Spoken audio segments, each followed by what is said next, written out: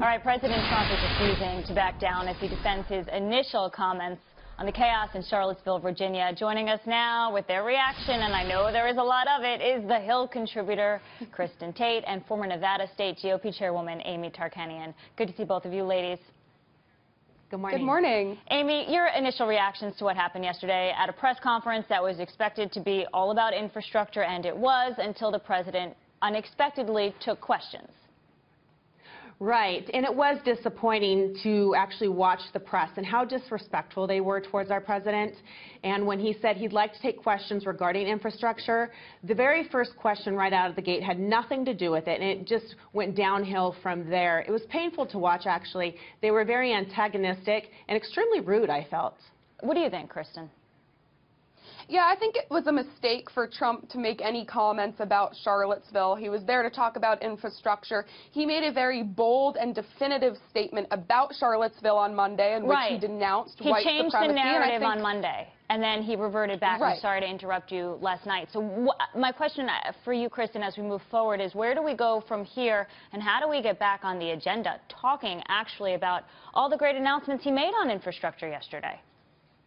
Yeah, you know, I think Trump needs to focus on his agenda and uniting people moving forward. But I have to take issue with the way the media is covering his comments yesterday. They're covering them as though they are, you know, some sort of reversal on his comments on Monday. But I'm not sure how denouncing all violence from all groups reverses his comments from Monday in which he condemned white supremacists. So I think the media coverage is unfair, but Trump should not have fell into their trap by talking about Charlottesville again. He's got to focus on his agenda. Yeah, he was very, very clear, Amy, yesterday in denouncing white supremacists as what they are, yet we're seeing many Republicans, prominent Republicans, distance themselves from the president, particularly on social media.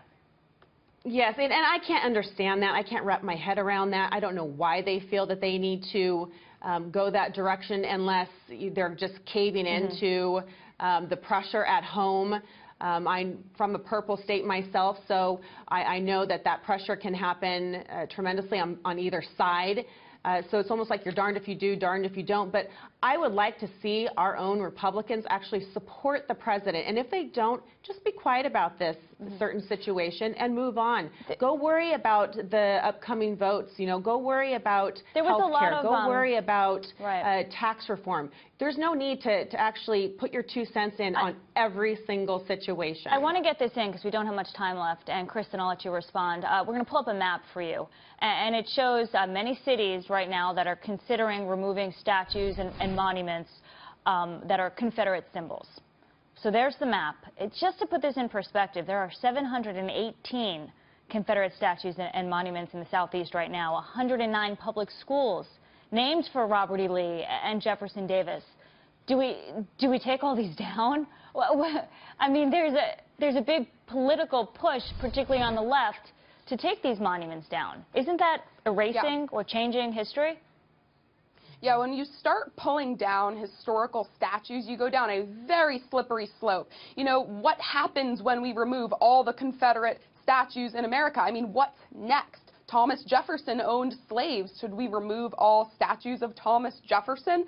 At Pepperdine University, they recently removed a statue of Christopher Columbus after protests. There are statues of Christopher Columbus all over the United States, including in Central Park. Should we remove all of those? I just think that we're getting into a very slippery slope territory here.